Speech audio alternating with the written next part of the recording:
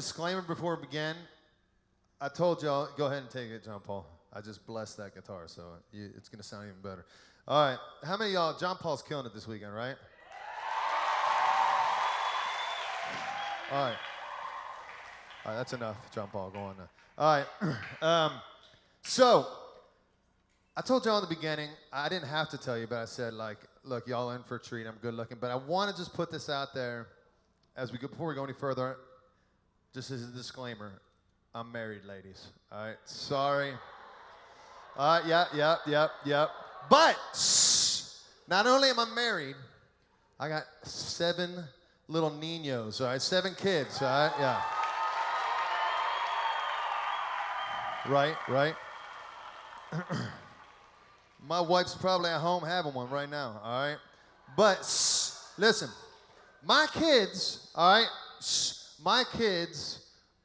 Unlike, some of the other speakers, you see them up here, they'll be like, here's a picture of me and my kids. And it looks like the Pottery Barn. They're just all like sitting in white shirts and khakis. My kids are all like, they're kind of crazy. And this thing happens to you when you become a parent, where one day you're looking at your kids and you're like, man, why are my kids so weird and goofy looking, And then you realize, like, it's because you're weird and goofy looking. And so the last few years have been just that kind of awakening in my life. But of all my kids, I got 5 boys and 2 girls. And of all my kids, I got one that's really like, he's just a little goofy, all right? And like, for instance, okay, like the rest of us will all be like over here, like kicking a ball to each other or something. And this guy, Toby, will be over like by the wall going like, for no reason, And so burn that image in your brain, all right? Because this story centers around him, all right? Now, one time before I was leaving for a couple weeks in the summer to do these things, I told my family, let's go out to eat dinner. And because, I thought this would be nice. And we went out, and when we got into the restaurant, what we like to do is try and put our kids, like, if they'll let us at another table. And most places, that's illegal or something. And so we just put them down this end of the table, and me and my wife talk, because no one wants to watch our kids. It's like kind of a little date. And meanwhile, the kids are, like, tipping over the candles and, like, melting stuff and, putting things in their nose, all that kind of stuff. So that's all going on down this end of the table. Up here, there's romanticism between me and my wife. And I'm whispering sweet nothings to her face, and the kids are doing their thing. All right, so at some point, this is a few years back, but I turned down to do a little head count, because I'm a good parent, and whatever the number was supposed to be, it was 1 shy. All right, so I knew exactly it was going to be Toby missing. I didn't even have to look back and see who was missing, because I told you, he's weird. And so I turned to my wife, and I'm like, hey, Kate.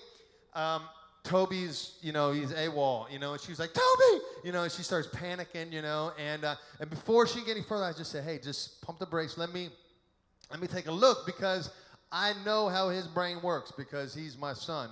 And I also know, as humans, like, we're kind of tempted, I can give a whole nother talk on this, but we're tempted to, like, go to the places we're not supposed to be. And for me, there's 2 places I always tell my kids, don't go, all right? Now, I live here in Steubenville. I grew up in Philly, all right? Shout out to my Philly people in the crowd, all right? We'll talk about that more tonight. But I live here in Steubenville. I've been living here for like 12 years. And in Steubenville, it's beautiful up here, but there's some parts that are pretty ugly. We got these things called alleys, all right? And some of y'all probably have them. Some of y'all live in like nice suburban neighborhoods where you don't have them. But if you don't know what it is, it's a street. It's not good enough to have a name behind your house.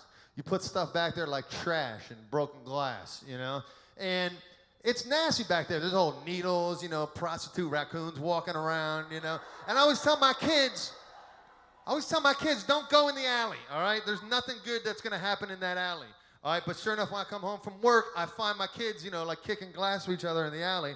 And the other place I always tell them don't go, because it's equally as nasty, maybe without the raccoons, is under the table at a restaurant. Because down, although it's tempting with that nice tablecloth, there's like nasty stuff down there. Like chicken nuggets with like hair wrapped around them and gum and old stuff. Yeah, y'all know because y'all put them there, all right? So I just looked like this. I lifted up the table and lifted up the cloth of the table, and I looked, and this little bugger was down there, and not only was he under the table, okay, I don't know how many minutes I have not noticed that he was under the table. He has like collected those like little sugar square things that hold all the sugars, the NutraSweets, from all the tables and all the sugars, and somehow has like attempted to open, you know, probably 70% of them, and it's like all over him, dude. It's like in his eyelashes, and he's blinking fast and licking his hand, you know, and I was so mad, dude, because I like did this nice thing. I brought him out to the restaurant. I pulled him out from underneath that tablecloth, and I put him on the chair, and there's like this cloud of dust, white dust that comes out. He looks like he's been making drugs under the table, and I look at him, I'm like, Toby! And I'm trying to like keep it together because I'm in a restaurant, but I'm really mad, you know, so I'm talking to him through my teeth. I'm like, Toby, you know, I can't believe you did it, you know, like just, I'm mad, you know? And my kids have this thing that they do, I don't know if they teach it to each other, it's inherent, but they make this face where it actually makes like you feel bad about yourself as a parent. Like, they start doing like this.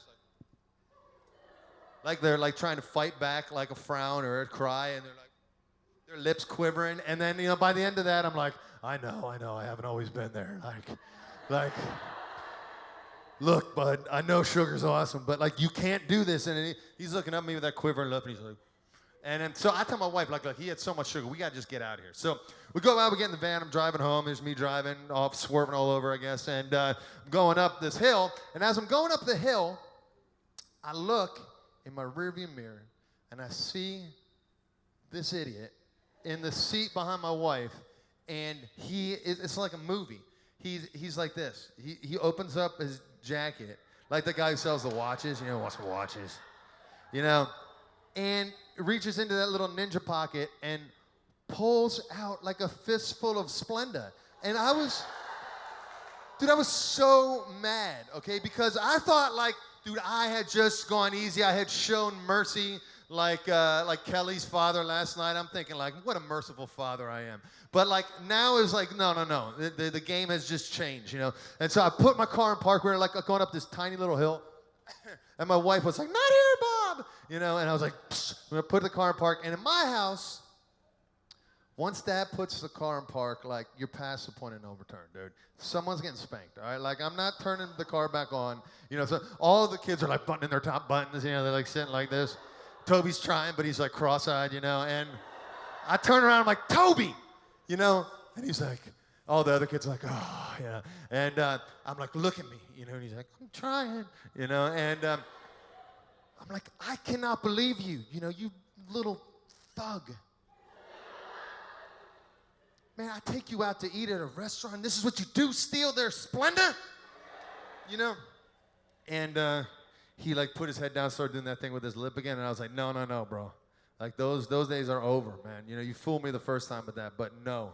And he's like, you know, so I started, all of a sudden, this wave of shame came over me. Like, I started feeling like, man, I talk to people all over the country about Jesus.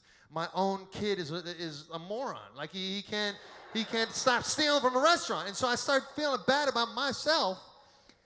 And then I thought, I am going to do it, man. I'm going to change this kid's life right here. I'm an evangelist. I'm going to change him. So I said to him, he's 4, all right? But I said to him, I said, Toby, you got a question to answer, bud. And I was like, what do you love more, God or sugar? Think about it. And he goes like this, puts his head down. He like starts covering his face, you know, he's like, sugar number 1. Then he goes, candy number 2. Like, candy number 2? I didn't even put that in the multiple check. And it's just sugar, you know, like, he's like, sugar number 1. Candy number 2. He's like, God number 3, you know. And I was like, God number 3? I was like, Toby, dude, you're going to hell.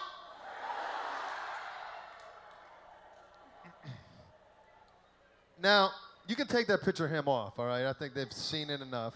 Just go to fade to black.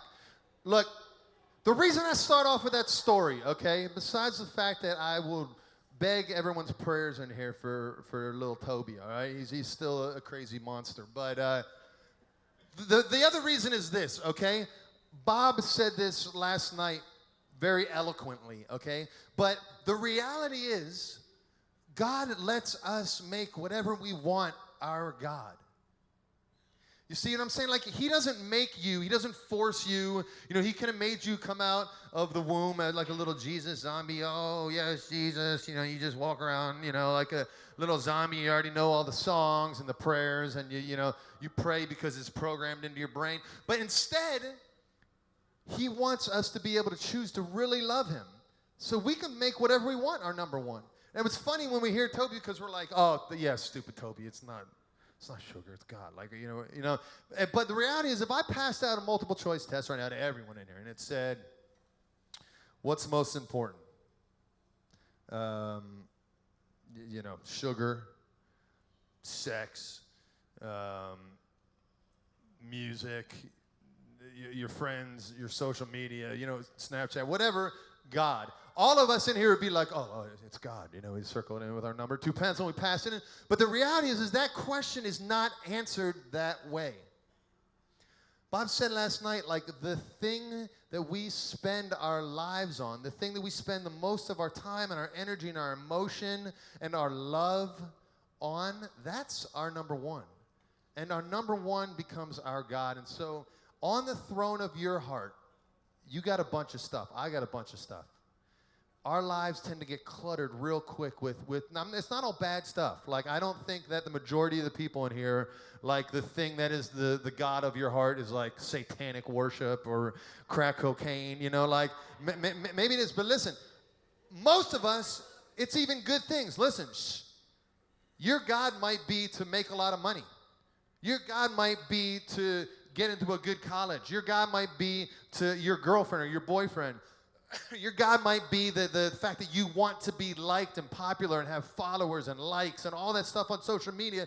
But unless it's God on that throne of our hearts, unless he's number one, like, we're worshiping something else. And so my challenge to you, okay, as we're going to talk over these next few minutes, is that I'm not trying to condemn social media, okay? I'm not going to stand up and be like, you know, social media is so stupid and all you idiots, so you should stop using it. You know, because we get that a lot, all right? I hear that a lot, all right? But what I am going to tell you is that if that is your number one, then you're missing out.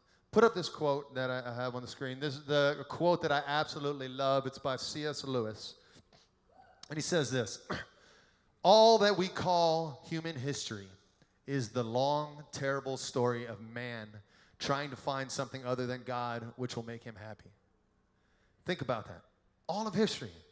Our wars, you know, the power, I mean, even bad stuff, prostitutes, you know, alcohol, whatever our things that we've gotten into, you know, things that we're even like, you know, just trying to succeed and grow and all this kind of stuff. It's like, it is the long, terrible story of us distracting ourselves that, man, maybe there's something out there that will make me happy, and we don't turn to God.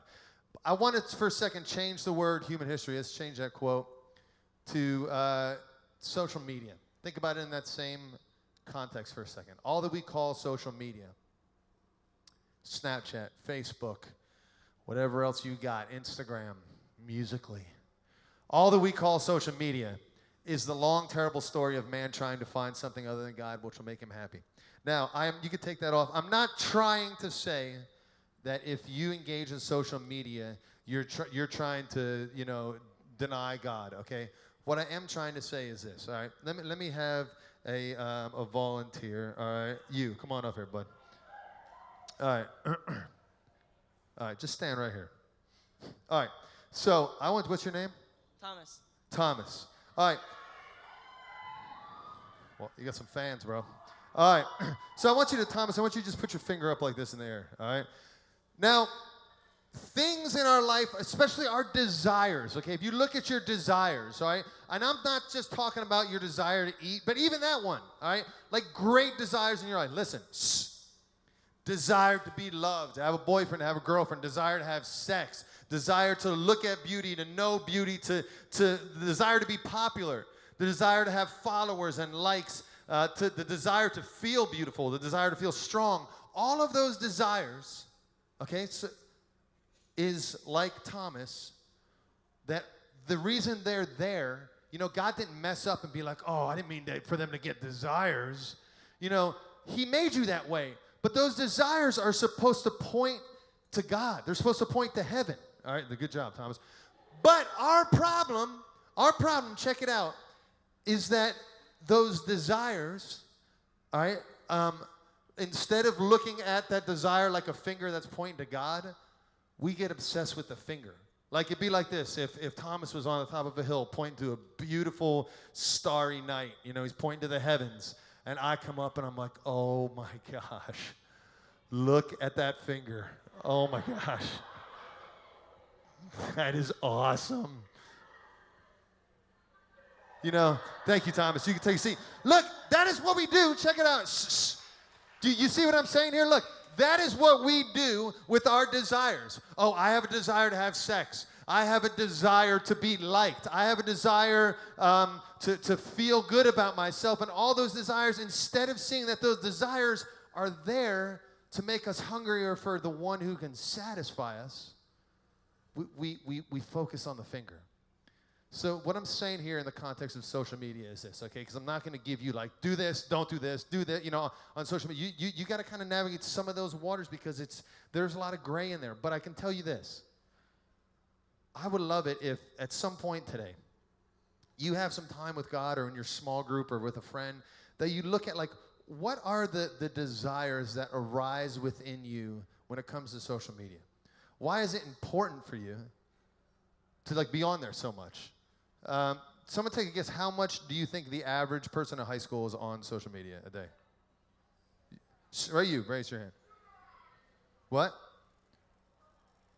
An hour? Okay. 9 hours. The average high school person is on social media for 9 hours a day. Well, I already told you the answer. It's 9. But thank you. But listen. Why do you think we're on there so much? Any ideas? It's because roadblocks, yeah, maybe.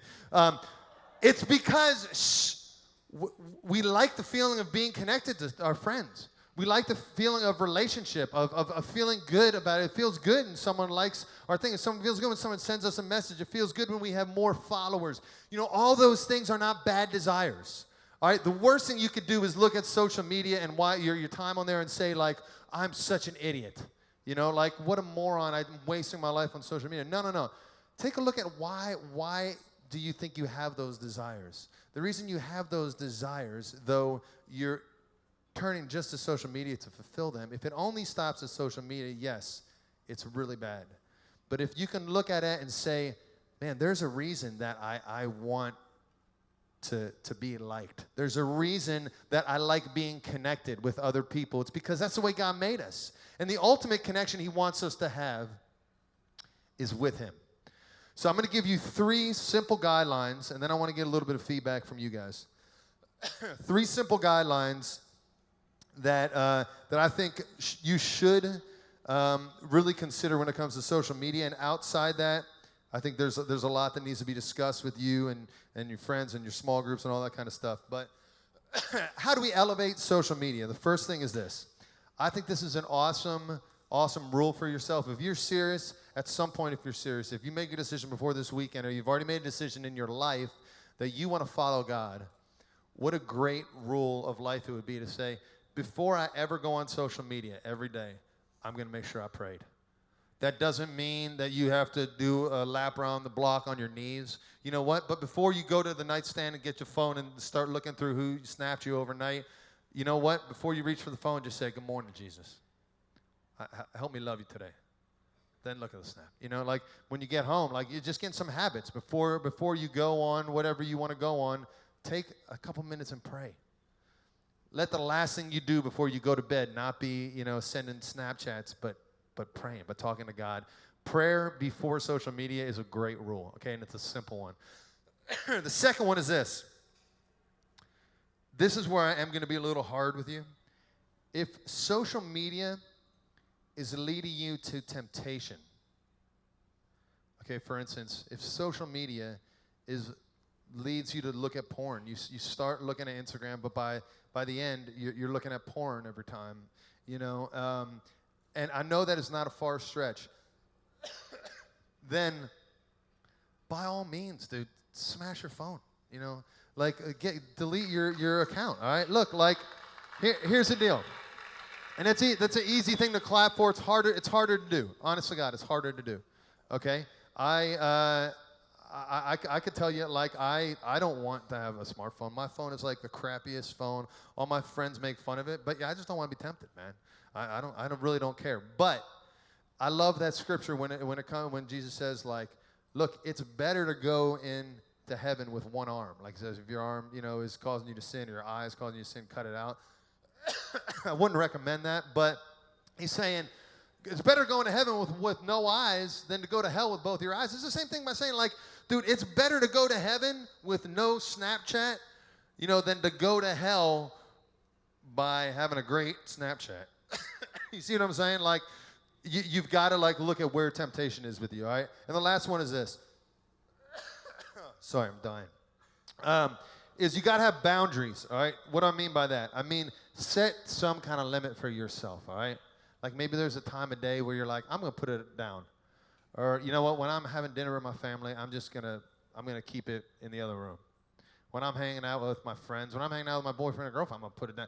I mean, just learn how to invest in real relationships. But you have to set boundaries for yourself, or we just always want more. It's like an addiction, you know? So those are the three, like, non-negotiables, I would say. Prayer before social media. If it's temptation, get rid of it, at least for a little while. Tell someone and have them help you out. Maybe they'll get rid of it too. And then thirdly, give yourself some boundaries. Last thing I want to do, I want to hear some ideas, some creative, simple ways, okay? Just simple ways that any of us could do that we could elevate social media. What's like a simple way that we could use social media and actually make an impact for Christ in the world? Any ideas? I'll come down there. Popes by the quote. No, quote by the Pope. Did you say popes by the quote?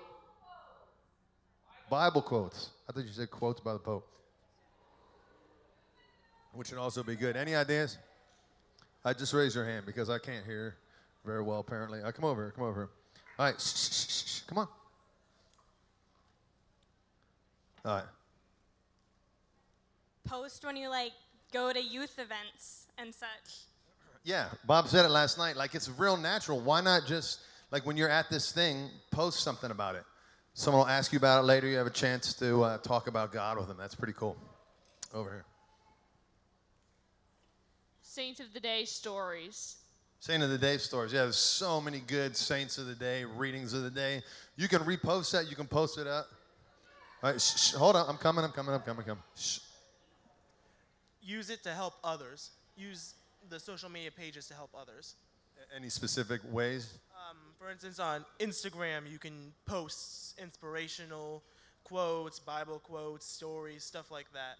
Great. How many of y'all do post scripture? Like you ever post something about God on your Instagram or one of your accounts? Okay, some of y'all. Someone over here had one? All right. Over in the dark. All right. Wait, is it on? Okay. Slide into random people's DMs and ask if they want to talk about Jesus. Okay. All right. It's a great idea. All right. Over here. When they say share your moment, don't just Shh. When they say share your moment, don't just share your everyday moment. Share your moments with Jesus. Yeah, that's awesome. Yes. Man, some of y'all are like, seem like you're going to beat me up if I don't come over. All right. Give peace a chance. Lately, I've been talking to God. He told me heaven's a way better place. I don't know. Nice. That's awesome. Could you share that on social media? Yeah, I shared. Oh, he did share it. All right. Oh, I actually thought of it. Oh, beautiful. Round of applause. We can post pictures of ourselves that actually look like ourselves. Yeah, that's a great that's a great one. Like I would say to you, I'm going to end with two more of my own just because we're about to go over time. But listen, I would say to you,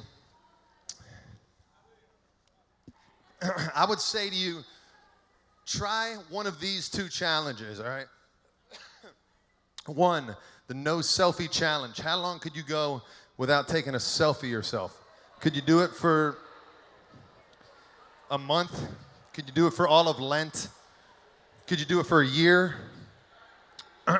Look, selfies aren't evil. You know, like we want to be noticed. We want to be beautiful or whatever, but it is kind of cool. Like if you take that attention off of yourself, could you try it? That'd be a great challenge. The second one I want to give, and I want to see if everyone in here could commit to this, right? This would make a legit impact in your friend circle, okay? I read this statistic the other day that said, despite all the time that your age group spends on social media, it said never before has there been a generation that their influence is so strong among their friends, all right? Because of social media, because you guys are loyal and you're so connected with your friends, the possibility of your impact on your friends is huge. So here's the challenge I want to give you. Could you every single day Snapchat one person, I'm praying for you today, you know? You don't have to get into the whole thing. You don't have to give them a whole lesson, a theological debate. You just, hey, I'm praying for you today. You have no idea how that will, and then actually pray for that person. But you have no idea how that could change someone's life, how that could open up a door, how they could share something that they need prayer with, or just that could change even your relationship, okay? But that's something that's simple. Those kind of things, I think, like opening ourselves to how God might want to work is a really beautiful thing.